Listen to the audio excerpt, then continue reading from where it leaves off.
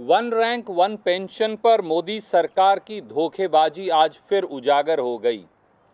सुबह से आदरणीय रक्षा मंत्री राजनाथ सिंह जी और गृह मंत्री अमित शाह जी झूठ पर झूठ परोसे जा रहे हैं, पर मनमाने ढंग से 30 लाख सैनिकों की वन रैंक वन पेंशन को कमजोर कर मोदी सरकार ने देश की सेवा करने वाले सैनिकों को धोखा दिया है।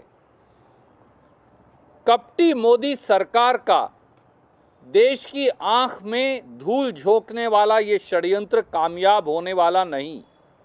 सच्चाई ये है कि कांग्रेस सरकार ने 26 फरवरी 2014 को इस आदेश से पूरे देश में 30 लाख सैनिकों के लिए वन रैंक वन पेंशन लागू की थी, पर मोदी सरकार ने सत्ता में आने के बाद इसे खत्म कर दिया। और मैं 5 बिंदुओं में देश के सामने वन रैंक वन पेंशन की मोदी सरकार की झूठ को बताऊंगा। पहला, साल 2004 से 2012 के बीच में कांग्रेस यूपीए की सरकार ने 3 अवसरों पर भूतपूर्व सैनिकों की पेंशन में वृद्धि की, जिनसे 7,000 करोड़ रुपया अतिरिक्त हमारे 30 लाख सैनिकों को मिला। 17 फरवरी 2014 को संसद में बजट के दौरान कांग्रेस के यूपीए के उस समय के वित्त मंत्री और रक्षा मंत्री पी चिदम्बरम जी और ए.के. एंटनी जी ने वन रैंक वन पेंशन देने की घोषणा की। नमस्कार, आप सभी का एक बार फिर से स्वागत है। वन रैंक वन पेंशन जैसे बड़े मुद्दे पर अब हमारे भूतपूर्व सैनिकों को ऐसा लग रहा कि सरकार अपने फायदे के लिए 2024 से पहले वन रैंक वन पेंशन जैसे बड़े मुद्दे पर मोहर लगा देगी। जी हाँ, ऐसा हम क्यों कह रहे हैं? क्योंकि लगातार विपक्षी सरकारें हों या सत्ताधारी सरकार हो, सभी अपना उल्लू सीधा करने के लिए one rank one pension revision के जो मुद्दा है या जो विसंगतियाँ हुई हैं उनके पीछे पड़ गए हैं और लगातार भूतपूर्व सैनिकों के हक में बातें कर रहे हैं, जिससे हमारे भूतपूर्व सैनिकों के लिए गुड न्यूज आने की संभावना बहुत ज़्यादा है। ऐसा हम इसलिए कह रहे हैं क्योंकि दोस्तों वन रैंक वन पेंशन जैसे बड़े मुद्दे पर सरकारें अक्सर मुंह फेरती दिखाई देती हैं, लेकिन अब 2024 का चुनाव नज़दीक है और हमारे भूतपूर्व सैनिकों की वोटों को भी सरकार को ज़रूरत है, तो इसलिए अब बड़े मुद्दे चलाए जा रहे हैं। मोदी सरकार की गलतियां गिनवाई जा रही हैं, मोदी सरकार विपक्ष की गलतियां गिनवा रही हैं, तो ये खेल अब चल रहा है। लेकिन इसका फ़ायदा हमारे भूतपूर्व सैनिकों को ज़रूर होगा, क्योंकि 2024 से पहले उनको एक बड़ी सौगात मिल सकती है, वन रैंक वन पेंशन की असली जो बढ़ोतरी है वो। और उसके साथ ही हम आपको बता दें दोस्तों, वन रैंक वन पेंशन जैसी लंबित मांग को लेकर अब संसद जैसे जो स्तर था, अब मानसून स्तर था, उसमें भी बड़े जो है उच्च स्तर पर आवाज़ उठाई गई और one rank one pension revision को लेकर अब हमारे पेंशन धारकों के लिए किसी भी दिन एक बड़ी अपडेट आ सकती है। तो आप रणदीप सुरजेवाला की पूरी वीडियो देखिए, किस प्रकार से उन्होंने one rank one pension revision को लेकर मोदी सरकार की सारी पोल पट्टी खोल दी हैं और कब आपको रिवीजन का फ़ायदा होगा ये भी बताया। देख सकते हैं पूरी वीडियो। 26 फरवरी 2014 को कांग्रेस यूपीए सरकार ने ये आदेश जारी किया और हमारे 30 लाख सैनिकों का वन रैंक वन पेंशन की मांग को स्वीकारा। कांग्रेस यूपीए द्वारा दिए गए वन रैंक वन पेंशन का क्या मतलब है?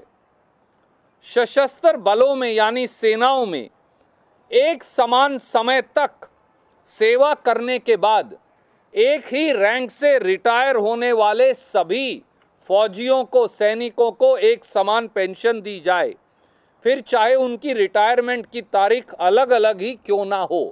ये वो एनॉमली थी जो हमने दूर की। और भविष्य में भी मिलने वाली पेंशन वृद्धि जो है उसका स्वयं फायदा पुराने पेंशन गृहों को भी मिले, यानी बाद में अगर बढ़ गई तो बाद वाली वृद्धि का फायदा भी पेंशन लेने वाले सैनिकों को हो। इसको पूरे सैनिकों ने स्वीकार किया। हमने इस फॉर्मूला को विडो पेंशन और डिसेबिलिटी पेंशन पर भी लागू किया। पर मोदी सरकार ने 7 नवंबर 2015 को एक नया आदेश निकाला और इस नए आदेश से सेना में सेवा करने वाले 30 से 40% लोगों को 1 रैंक 1 पेंशन डिनाई कर दी गई, उनसे ये अधिकार छीन लिया गया।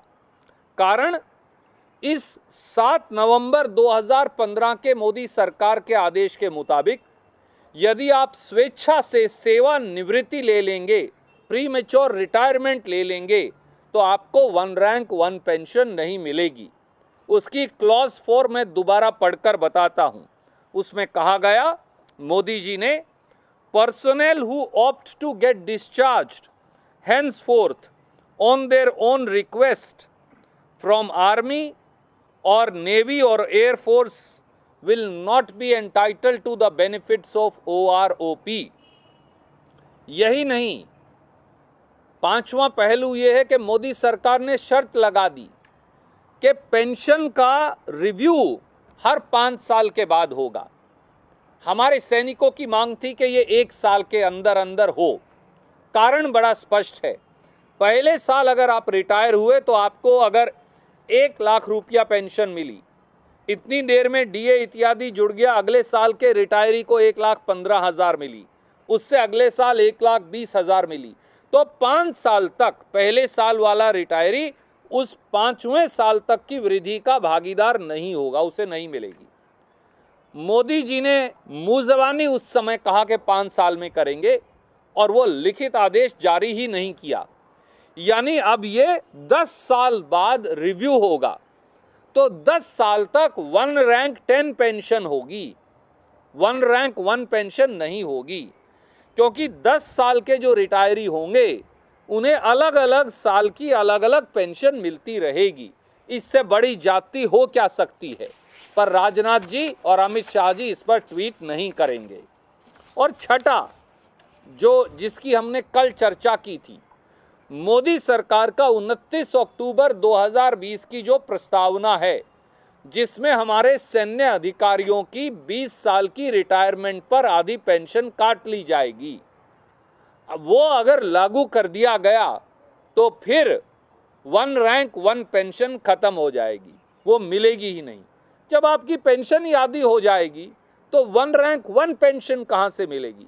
फिर तो अलग अलग डेट पर रिटायरमेंट होने वाले अधिकारियों को, सेना के लोगों को अलग अलग पेंशन मिलेगी। 30 लाख सैनिकों से धोखा करने की बजाय मोदी सरकार को कांग्रेस यूपीए सरकार का 26 फरवरी 2014 का आदेश लागू करना चाहिए और 1 अप्रैल 2014 से सेना में एक समान सेवा करने वाले और एक ही रैंक से रिटायर करने वाले सभी सैनिकों को एक समान पेंशन दी जाए। I will say it very briefly in English and then I'll take your questions. Once again, the betrayal of India's soldiers and veterans, our Army, Navy and Air Force personnel by the Modi government stands exposed. Since today morning, the Raksha Mantri Rajnath Singh ji and Home Minister Amit Shah ji are in top gear trying to take credit for 1 rank 1 pension being given, which actually has been denied to 30 lakh personnel of the armed forces.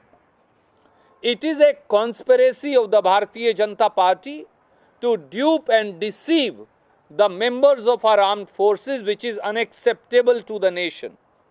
The truth is that Modi government has not implemented 1 rank 1 pension till today. 1 rank 1 pension formula was accepted by the Congress party and an order in writing was issued on 26th of February 2014, which is this order which we are releasing. But Modi government diluted and finished this order. There are 4 or 5 issues in this. Between 2004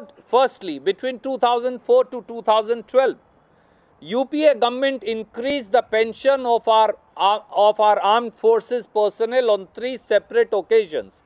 trying to settle the anomalies, and 7,000 crore additional were given in the hands of our armed forces personnel.